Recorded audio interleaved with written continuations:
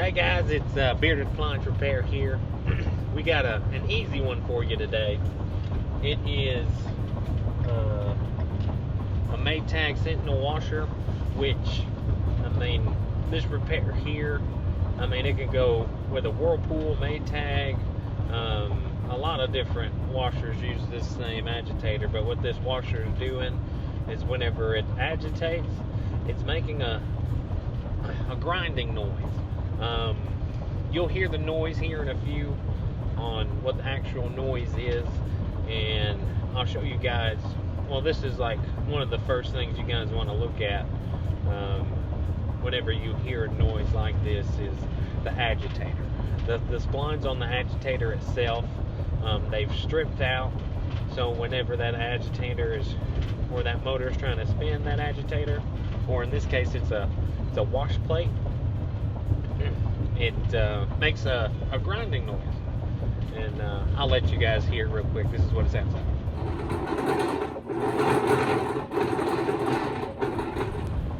Alright, now that noise there, that is that agitator, or that motor trying to spin the agitator, and it kind of is, but it's not at the same time.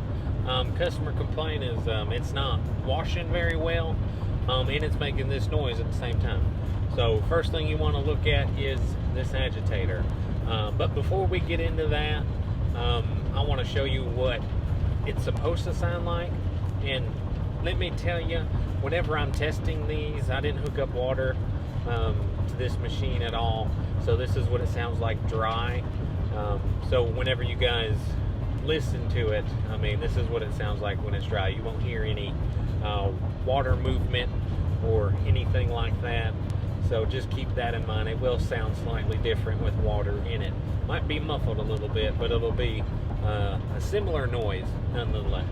But yeah, I'm about to show you what it is supposed to sound like, and then we'll get into actually repairing this washer. So if that's what you guys are here for, if your washer's making a similar noise to what you guys just saw, this video is for you, and just stay tuned. We're going to get into it right after this.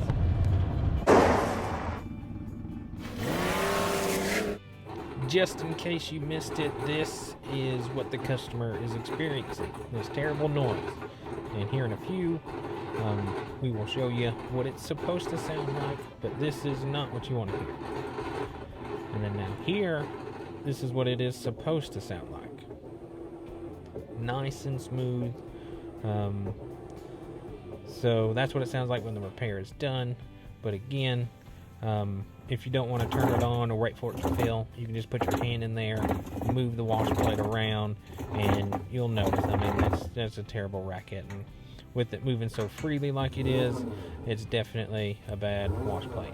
This is with the new wash plate installed. This is what it's supposed to look like whenever you spin it. But whenever we remove this wash plate, all you got to do is take off that cap, and then it's a 7/16 screw, and you just back that out.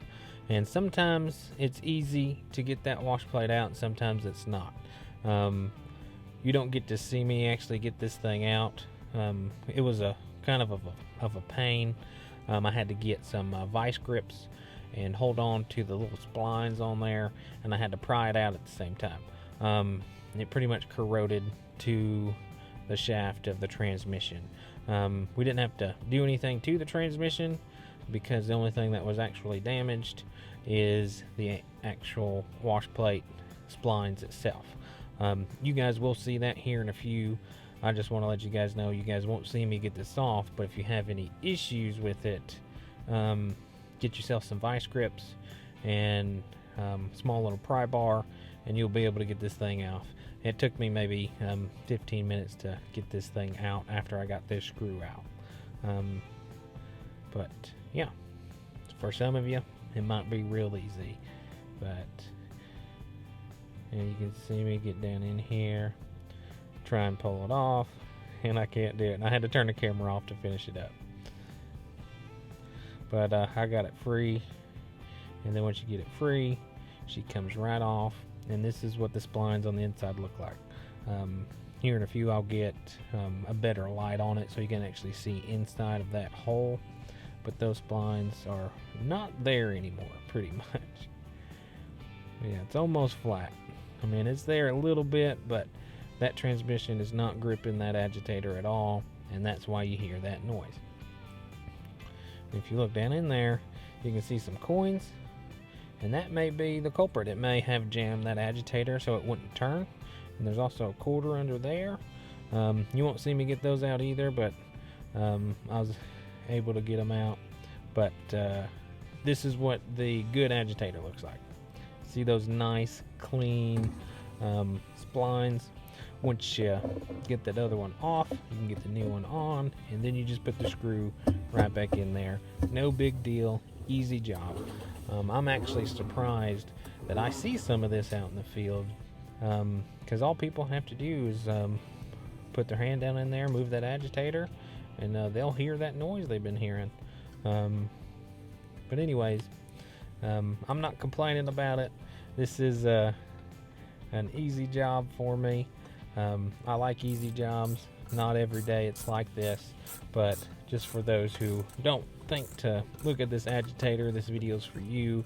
So if this helps, I mean, give me a like, subscribe. All of that helps support the channel and everything. And oh, by the way, this agitator will be linked in the description below, so if you need it, go ahead and pick that up. But we got this agitator in there, got the cap on it, and we're gonna go ahead and test her out. Like you saw earlier in the video, this is what it sounds like with the good agitator on there, and this is what it sounds like whenever you run it. And I got this running in Diagnostics too.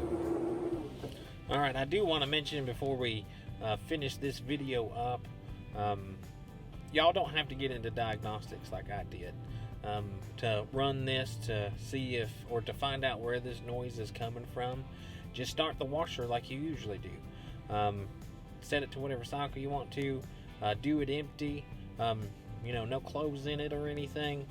Start the thing up. It'll fill with water, and then it should start agitating. So if you're just trying to figure this thing out, you don't have to do what I did.